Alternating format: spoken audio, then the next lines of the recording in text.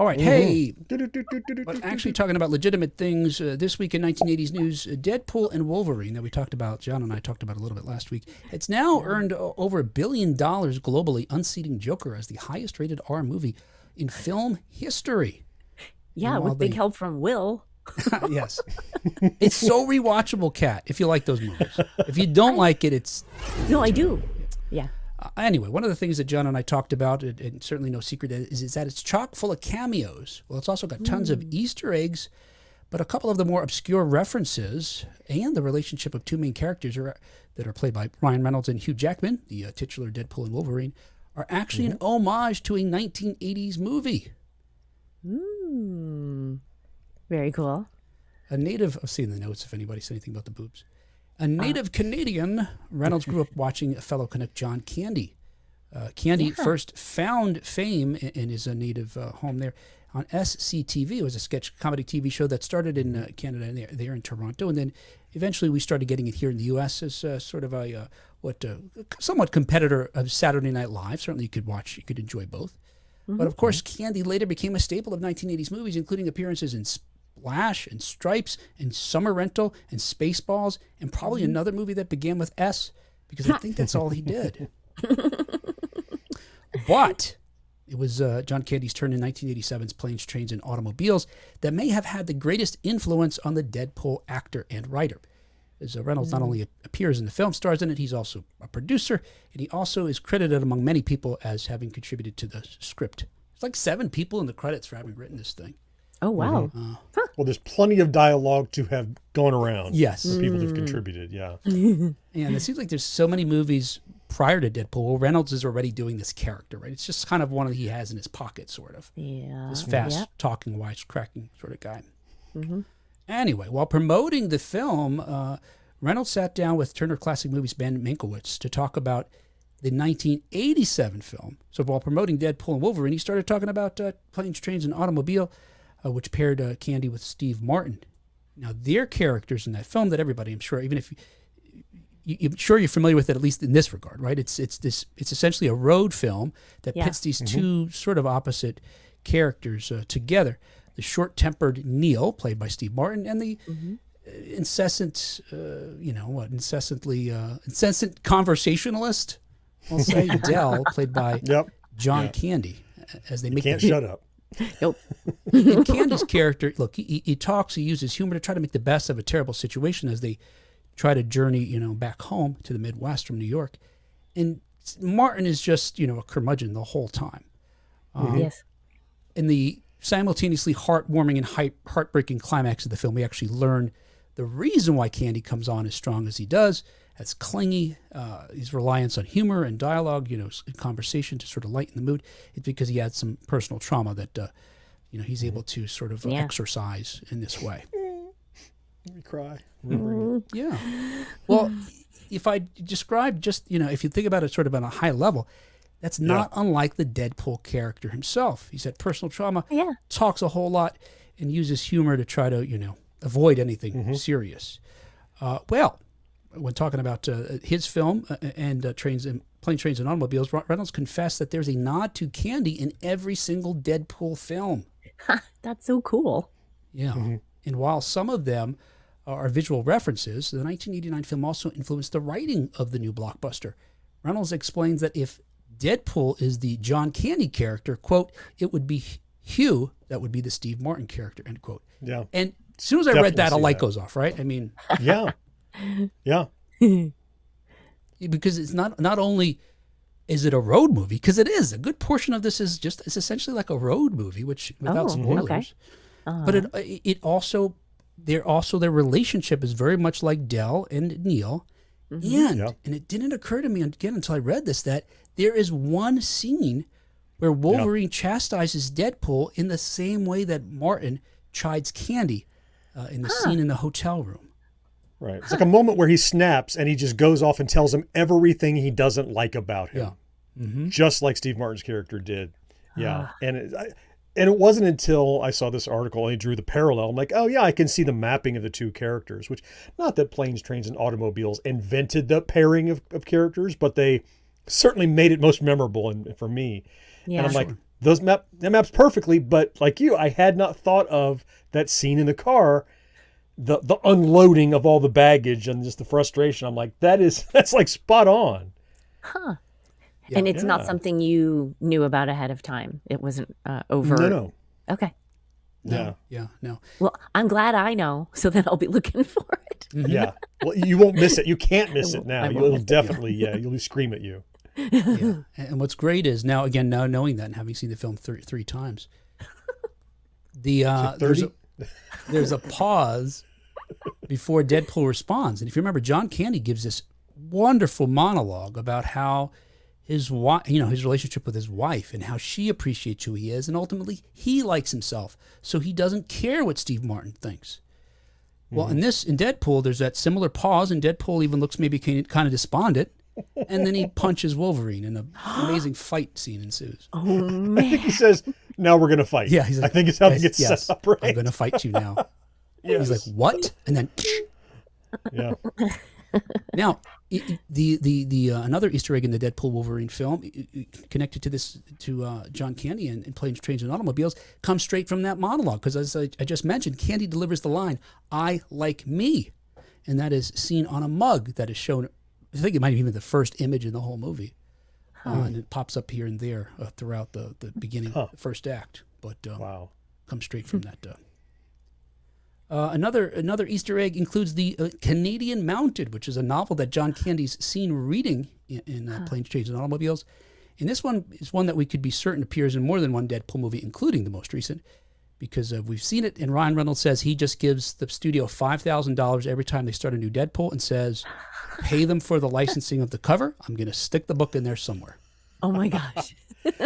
You have to pay for the license of a cover of a book? Yeah. What if you're in the librbrary? What kind of budget do you have to have in a film in the library? You gotta put that in soft focus in the background. Yeah. Oh, yeah. Blur. That's right. Or put it behind glass blocks. Mm-hmm. There we go. Tile it out with the glass box. Yep. And the most, I guess, sort of blink it and you miss it. You got to be a real fan deep cut. And not necessarily a deep cut for the film, maybe a deep cut for Deadpool and Wolverine, because you really got to pay attention, is the one scene here, which appears in the film while, again, this is a road movie, that they're traveling from one point to another. Do you see it? I see it. What am I looking at? If I do this. So is that? Oh, is the that car is all burned out. Yep. It's the car that okay. Dell and Neal rent. The 1986 Chrysler LeBaron Town and Country. Oh, it's the same style, the same model and every. Oh, and sitting in front of it is Dell's trunk. Oh, there's the trunk. Oh, yeah, I definitely missed that. Yeah. Wow. There's so much going on in those scenes to try to figure out what's that. You know, I missed that entirely. That's cool. Yeah, and that one, gosh. again, seeing it a third time and knowing now what to look for, I saw it and then I turned to tell my daughter, okay, I'm going to tell her, is it going to come back? Oh, they're not going to show it again. And I just relaxed. And then, boom, they showed it. No, wait. And then it was off again.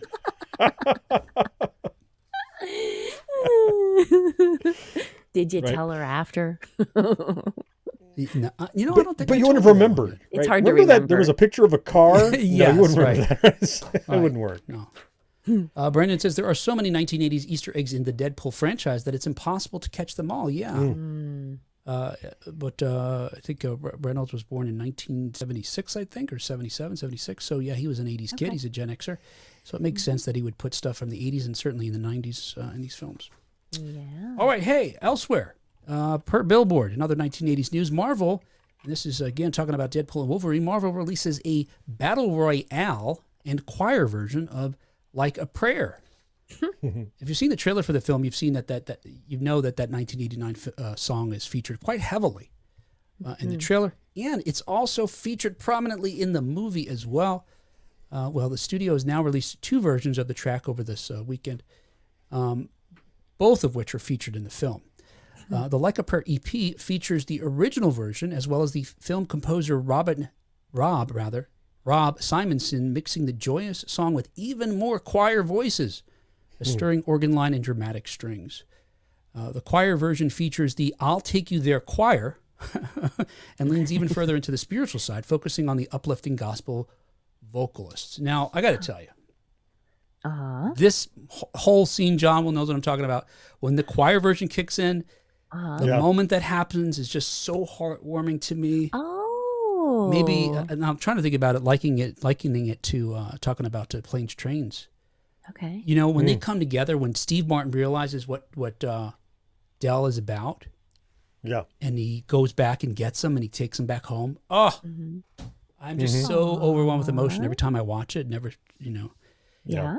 It's a similar kind of emotional experience, I think. And it comes right on the heel of effectively Hugh Jackman, don't give anything away, acknowledging and showing appreciation for the history of the role almost, you know? Right. He kind of, it's almost like the character comes to terms as the actor would with his appreciation for having been Wolverine all this time, being an X-Man, you know? It's so you have that already if you're a comic fan.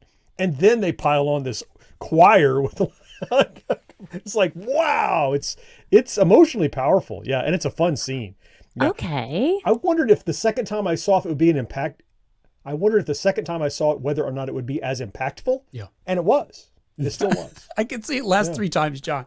At least 3 times. You're good on the third video. Keeps its impact the third time too. You can verify it. Okay. So I'm really curious to see it now because I was imagining that this was one of those, and I love this, when there's a juxtaposition of a song in the background with the action that's happening. I love when there's a mismatch, and for some reason in my head I had decided that's probably what was going on with this song, but maybe not. In that case, no, but maybe the other time a little. Yes. Okay. Yeah. Okay. Yeah. The other mix possibly. Yeah. Okay. Well, Again, and there's staying vague. And there's 2 big fight That's scenes good. in the Thank film that do that as well, Kat. Yeah. Okay. And they're both fantastic. And I love when that happens. I love when there's that juxtaposition. Love it. oh, yes. I think it's worth seeing just even for the opening. It's just so, I don't know. Juxtaposition. Yes. Hey, John, you can start a whole thing on that. Catchphrase. On board. Like fire and water, juxtaposition. End of reel. There we go. Well, it turns out, if you think, just do this as an exercise, right? Just a mental exercise. When's the last time you heard a Madonna song in a movie? Oh.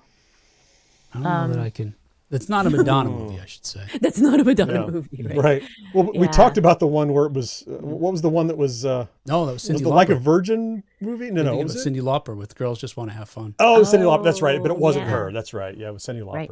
Yeah. Yeah, well, it turns out that The other 80s diva. she's not so quick to license her music for films. Okay. And last month, director Sean Levy described the process of securing the rights to license this song for Deadpool and Wolverine, which included a personal plea to the Rock and Roll Hall of Fame legend. According to Reynolds, it involved a personal visit to Madonna. Quote, Madonna doesn't just license the song, particularly that song. It was a big deal to ask for it and certainly a bigger deal to use it.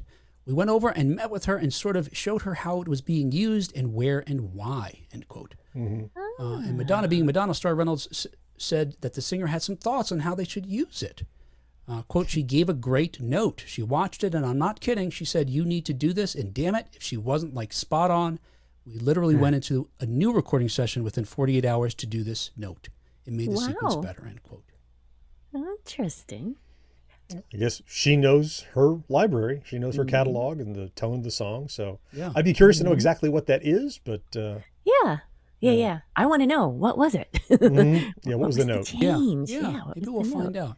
It is a fantastic rendition and goes so well with the More cowbell scene.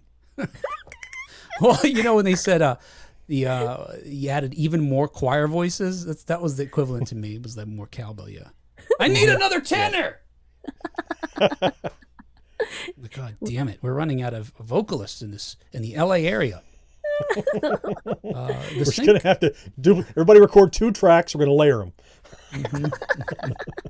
The use of the song in the summer's biggest movie helped Like a Prayer make its debut on the global charts last week when it reached number 181 on the Billboard Global 200. The song topped the Billboard Hot 100 for 3 weeks back in 1989 and, of course, sparked controversy with its music video, to which I see Karen writes, it makes me want a Pepsi. Yes. Of course, we talked about how they just aired her Pepsi commercial after it was canceled, whatever that was, 30 years ago. Yeah. Brandon adds in Gummo in 1997. Is that a movie? Like a Prayer was in that film, but I can promise you don't want to see it. Yeah, right, sure. Okay. I don't know Now I'm Gummo. curious. I'll why take his I don't word wanna for it, see though. I'll yeah. go with that. And 97, how long, what was that, 27 years ago? No, 17 years ago? Let's see, yeah. 20, let's see, 7 would can't get you do to math. 2004. 17 would get you to 2004. No, you're right. To 27. 27. Yeah. Da-da-da-da. Hang on, Kat. Hang on, I just got to switch this. Right the press first this. time. Hold on, He do was that. right the first time. Kimberly says, I think her note was probably about when the music cut out of this scene, but then comes back in. I wonder. Oh. Do you have any information on that? That is really cool because we talked about this, Kat. When music drops out and then comes back in. I really do. Yeah. Great fun. So, Oh yeah. Love that. so that could Okay. be it. Well, it almost reminds you the music is there when it drops out, right? Yes. You get used to it. When it drops out, you're like, I notice its absence. And it comes back in, it's even more impactful than if it had just continued. Yeah. I am so excited to see this movie because I have all this stuff that I'm ready gonna to So hate much it. to see. We've built it up so much. There's no chance she's going to like it.